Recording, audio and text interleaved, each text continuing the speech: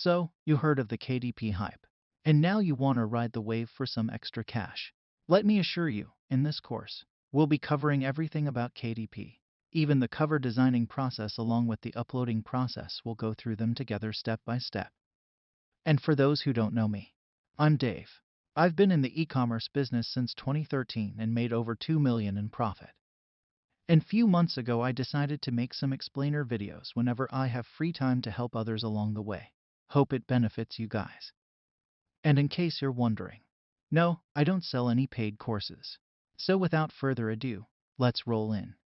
And as always, I want you to know how everything used to be from the start, till the point we're at now. Back in days, the process of publishing on Amazon consisted of three parties: the author, and the publisher, and Amazon. The author is obviously you, and the publisher was CreateSpace platform, which handles the printing and shipping of your book. And the revenue was divided as following. Amazon takes an average of 65%, and the rest is between you and CreateSpace. I won't go further into how much CreateSpace costs, and the reason is simple. CreateSpace is now dead. Amazon acquired it long time ago, and afterwards Amazon decided to totally replace CreateSpace with the all-in-one KDP platform. And with this step, all authors and book publishers can set up, publish, and monitor their titles from one place. I guess that's pretty enough back history to keep you acknowledged of how this business model started out years before now. So with that said, let's take our time machine back to our current day. KDP now has split into two categories: low-content books and high-content books. The low-content book is when your books don't have any content inside, like notebooks or activity books, or even expenses log books and coloring books, etc. And almost all the low-content books are sold in paper packs, not Kindle versions. And on the other side, we have the high-content books, which is basically the normal books and novels we read every day. Something that the buyer will spend time reading or studying it. And of course, you can publish them in both Kindle versions and paper packs. By the way guys, since mid-2021, Amazon has released a third publishing option, which is the hardcover books. If you have a good idea that can be printed in a hardcover book, go for it while it's not saturated yet. And in case you're wondering how much would it cost to get your account registered, no worries. It's totally free to create a seller account on KDP and also 100% free to publish unlimited amount of books. So, by knowing that, you may ask yourself, what type of those two categories mentioned earlier is the one you'll be using? And the answer is pretty simple. It's the low-content books, guys. It's the type of books that does not require any writing skills, and we have plenty of options to go with under this category. Unlike the high-content book category, it requires talented writers to produce something that'll actually do well in the market. And, with that said, let's take a look at some of the low-content books we'll produce. First, we have the activity books, like coloring books, word games, Sudoku puzzles, riddles, and maze-solving books.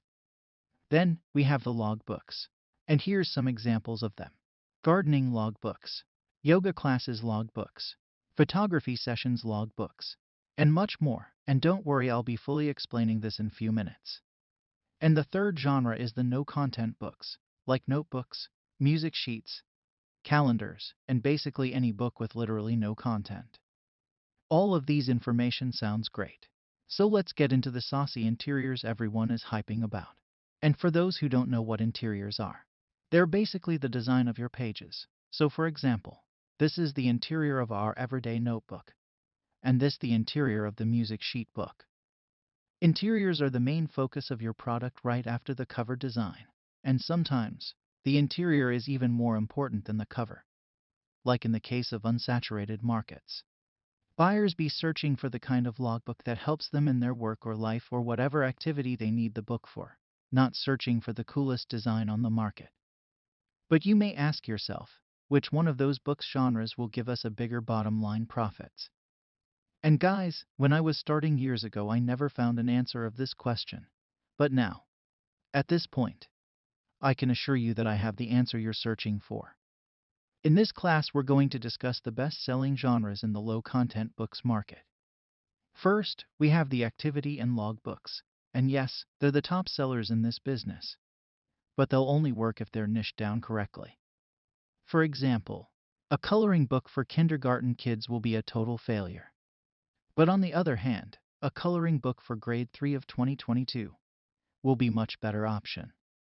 And that is exactly what took my attention during the pre-course research. Literally everyone is directing people to broad markets without letting them know how it works, like how the markets really work.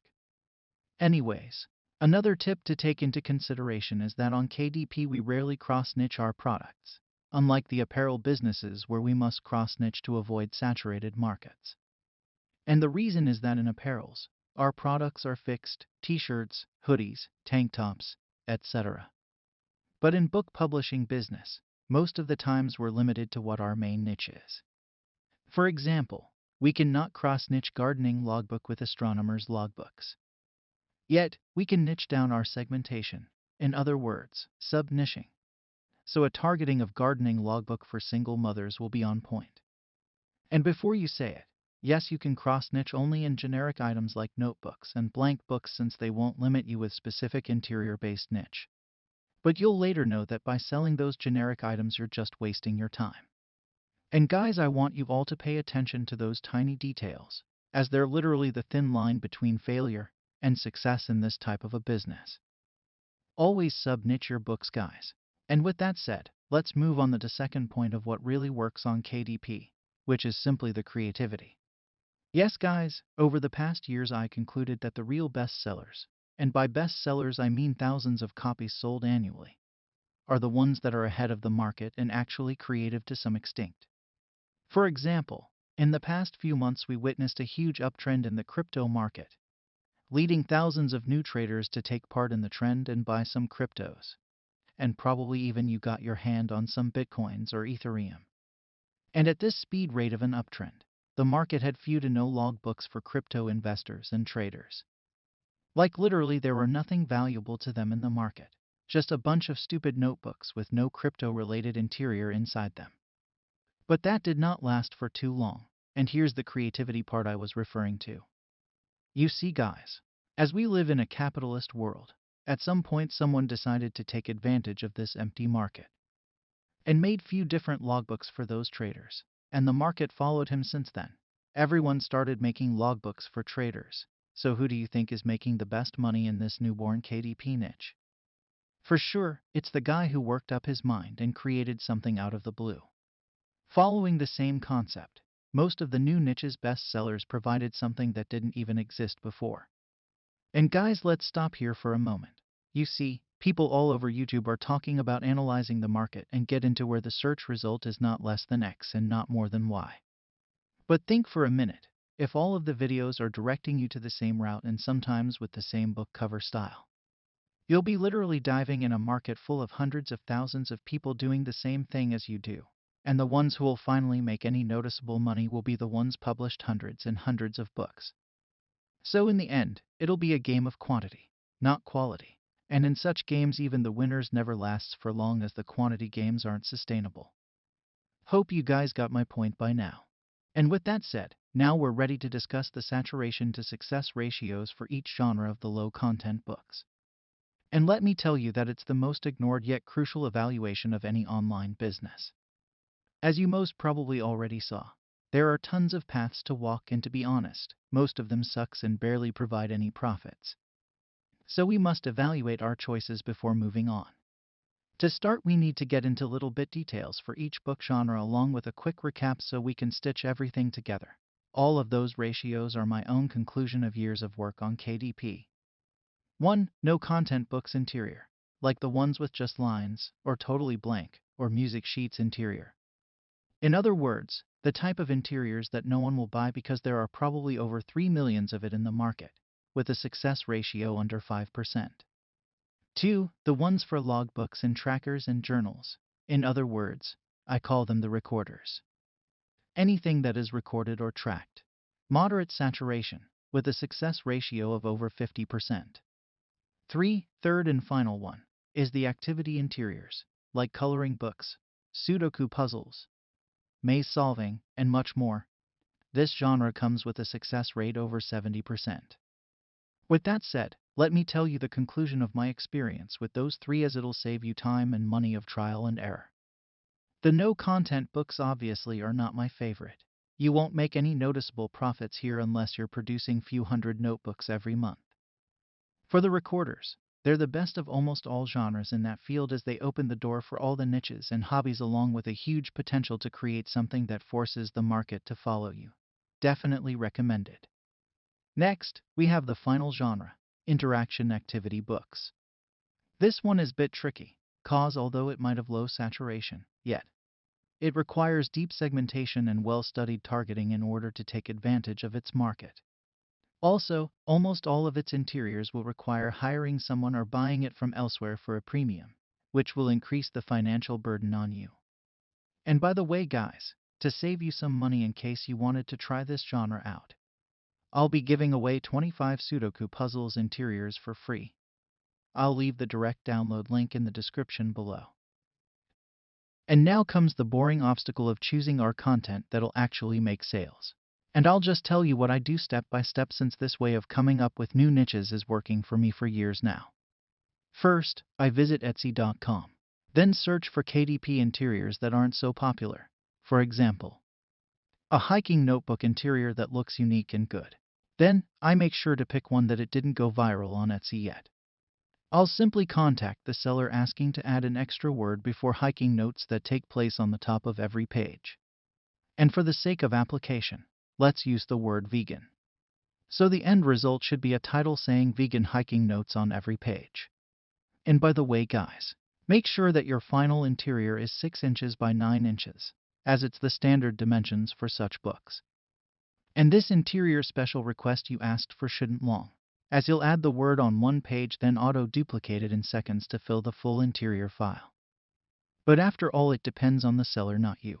After finalizing your unique custom interior, make the purchase after making sure everything is on point and download your file, and just move ahead with the uploading process. Another way of taking advantage of Etsy is to manipulate existing interiors with different covers. So let's see how that works. Again, go to Etsy.com. But this time, search for KDP interior bundles. And you'll be amazed that you can actually buy 500 interiors for under $10. Of course, you'll have around 50 to 100 junk interiors, but the rest should be fine. Next step won't be asking the seller for modifications like last time.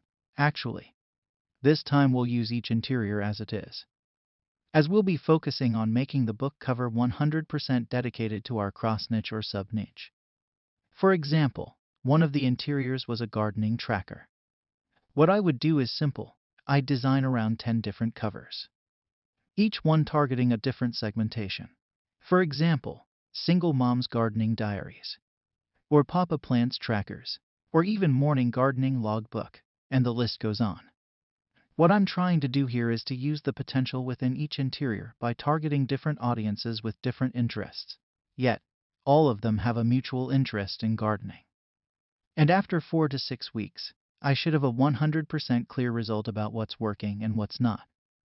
Maybe the single mom's cross-niche is useless and barely brought any sales, and on the other hand, the morning gardening one was much better. Then, the best practice is to double down on what worked and also test its branches. Hope you guys are syncing with my mindset on this one. As you see, I only care about catching what people really want and don't find, instead of looking for what is already ranked up and has millions of competitions. That's how I succeeded at invading untapped markets for years, and to be honest, most of my profits were from untapped markets, that where business really is, not the overused ways I see everywhere nowadays. And guys, if you want to start with free interiors, that's also possible through BookBold. They provide good interiors for free, so make sure to give their interiors a look. You might get a unique idea on how to use them. So far so good. Hope you're following along. Now we know which genre to work on, and how to come up with the content of the books. But we're still in need of a book cover, and fortunately, it's pretty easy to get done by using Canva, which is of course totally free. So, with that said, let's jump on the next class where we'll be making a book design together and see how it turns out. To start designing our book cover, we must first decide how many pages our book is going to be. Also, what dimensions would you go with and what type of papers will be used? And the reason is simple. The cover size and dimensions must fit your book perfectly. Thus, Amazon will provide each book with a different cover template that suits it. And fortunately, Amazon has a free cover template maker. I will leave the link in the description for you. So, our book today will be 6 inches by 9 inches. Also, it'll be 120 pages. And for the paper type, it'll be standard white pages. Now we're ready to generate and download our cover template. So good so far. Now you'll end with a zip file that contains your template in 2 formats. A PDF file and a PNG one. We'll need the PNG file. Now right-click on that PNG file. And click Properties. Then click on Details to see the dimensions of your template in pixels. So good so far.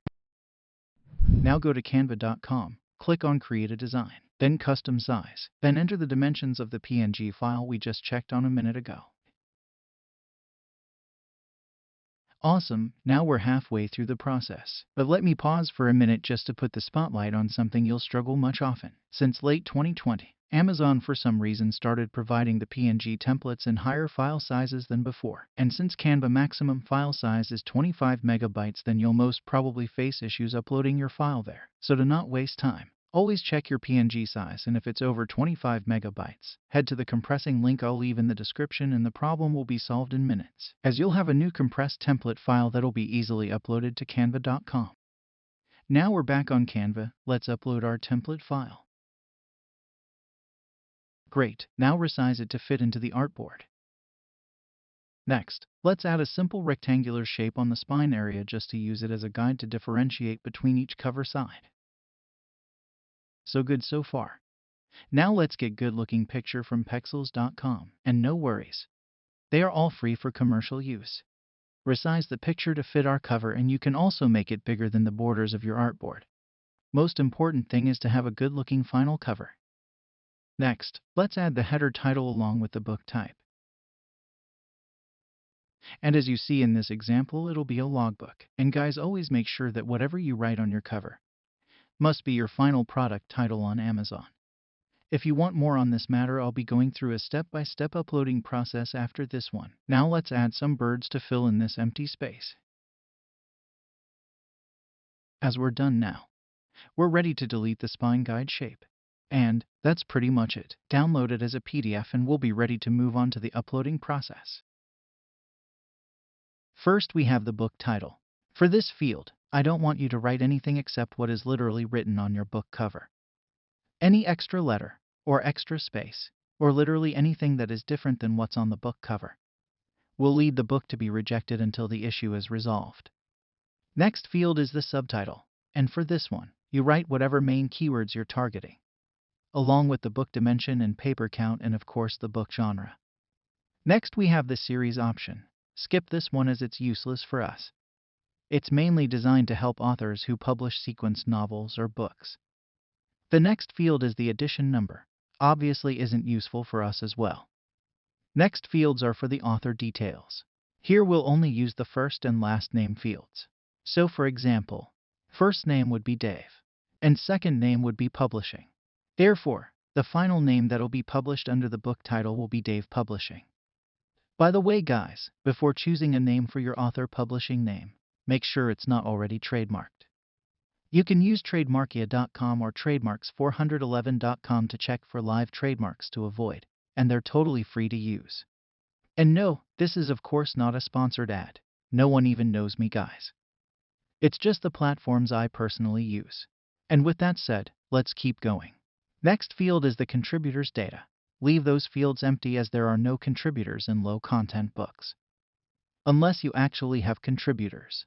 Next is the description, and unlike merch by Amazon, this field on KDP is the most important one, as when your buyer reaches this step of checking the description, your title already got him, and he probably likes the cover. So now he's evaluating what will be inside your book. For example, what does your logbook contains, or what elements does your tracker covers? Or how many drawings are in your coloring book, and the list goes on. So always make sure to write your description as detailed as possible. And in the same time, don't make it look like an essay. Look at this one for example. Pretty detailed, straight to the point. But wait, there's one more thing.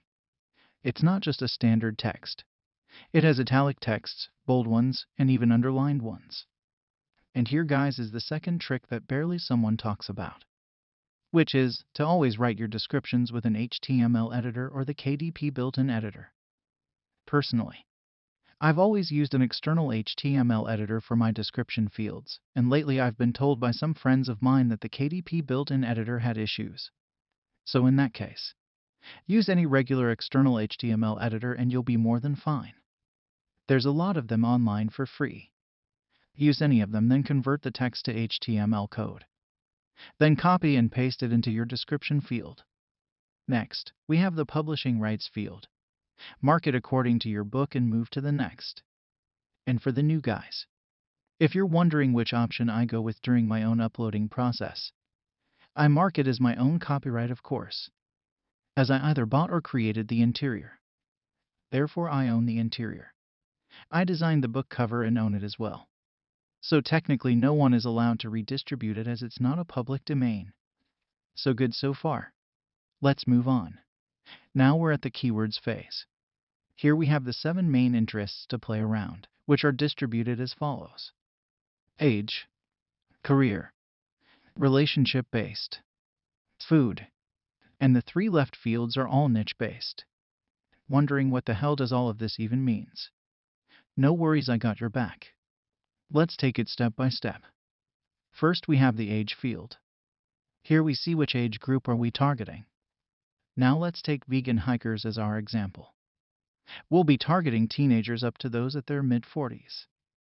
Therefore, we'd write the following: hiking journal for vegan parents of teenage squads. That way, we've targeted our main keywords along with our age group. And guys, try to avoid repeating your book genre.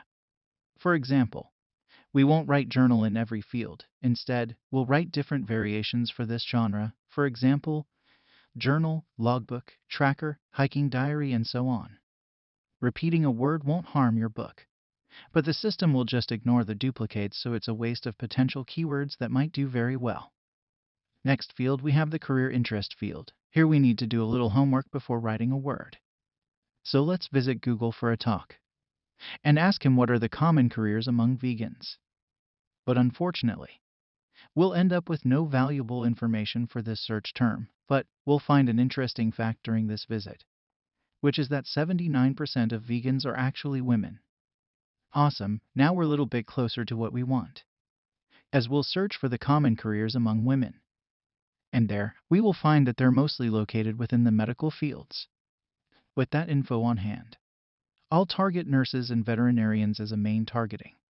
And with that info on hand, you may also target pet shelters and animal adoption houses. And the final result would be like this: great for veterinarians and hiking vegan nurses. Next, we have the relationship-based field. This one is pretty simple. It's where we mention the most common relationship status for our target audience along with our main keyword. So the end result would be as follows: delightful married vegan hikers trip logbook. Hope you guys following along. Let's keep going. The food-based interest field. Usually, this one would require a visit to Google, but for this one, we just stick to this: natural hiking food for vegetarians tracker. So good so far. Now we have the last 3 dedicated fields for the niches. For these 3 fields, guys, it's just a mix of synonymous for your niches. They'll act as filling words when any of the main 4 keyword fields matches up with a buyer search query. An example for them is the following: hiking, camping, hikers, mountaineers, bouldering. The most important advice about this last 3 fields is to actually look up for good known synonyms. I guess you get the point by now. Moving on to the categorization. This one does not require any explanation actually. Amazon did an A+ job with giving us all the possible categories we might need. The only issue is that we don't have a category search option. So unfortunately, you'd need to go through tons of categorization labels to get to the ones you need. But the good news is, you'll get to used to the categories mess with time, so just be patient for now. And guys, I have one more insider tip for you. Once you get some sales for any book of yours, You can contact KDP support to ask for one more category to include for your book, as Amazon only let us choose 2 categories only during the setup process. The third one must be requested manually. And by using this trick, you'll be ahead of the competition by 30% extra exposure, which will eventually reflect on your conversion rates with time. Last point, make sure that if your book contains any adult content, then make sure to not write anything directed to kids in any field of your book submission, whether it's the title, subtitle, description, or even the 7 keyword fields. So with that said, we've covered everything for the first step of your new book submission. And let me assure you, the hard part is already over. The rest is a piece of cake. So, we're on the second page now. First, get assigned a free ISBN. And for those who don't know, ISBN stands for International Standard Book Number, which is a unique number that gets assigned to only one book around the globe. Back in days, this service used to cost us money. But now, Amazon has included it completely free. Let's skip the publication date. It's useless for any low-content book unless you're famous as hell. Next, we'll need to choose the paper type for our book. In most cases, we just go with the black and white interior with white paper, as it's the standard paper. But of course, if you believe a different paper type is better for your book, please feel free to go ahead with it. It won't make a difference in our submission steps anyways. So, next, we got the trim size, which should be the standard 6 inches by 9 inches. And for the bleeding, choose no bleed. And for the cover, I personally go with matte covers, but you can choose the glossy cover if you believe it'll look better on your book. And finally, upload your interior PDF file and your cover design in PDF format as well. And that's it. They'll take few minutes to be fully uploaded. Then you'll be able to launch the previewer. And guys, pay attention to the previewer so you can spot any issues that might come up before publishing. And if everything is on point, you can click approve and you're done. Time for our pricing setup before submitting the book for review. First of all, make sure to not check the expanded distribution under any circumstances, as the third-party company responsible for distributing the book has officially decided back in 2019 that they're not planning to accept any more low-content book for expanded distribution. That means your book might get rejected or held up for modifications anytime. So let's minimize our risks and let go of expanded distribution. Next, we have to set a dedicated price for each country. And here's how the pricing works. Amazon takes 40% of the price you set, and you're left with the 60% left as a royalty. But you won't receive it fully though, as the printing cost will be deducted from your royalty. So for example, if you set a price of $10 per book, with a printing cost of $2.15, your royalty would be $6, minus $2.15 for printing, so you'll end up with $3.85. Hope you're following along. And if you wonder how much should you price your books, I'd highly suggest pricing it near the minimum price that Amazon allows. The low price will attract buyers over time. And once you get good reviews, then you can start raising the price bit by bit. That way you'll speed up your BSR ranking process, along with easy reviews build up due to the high quality and low pricing strategy. So, with that said, we're now ready to submit our book for review. So, yeah, that was it for this course, guys. Hope you enjoyed my company in those 30 minutes. And if by any chance you liked my content, I'd really appreciate a thumbs up or a subscription to my channel. And best of luck for all of you guys. Cheers.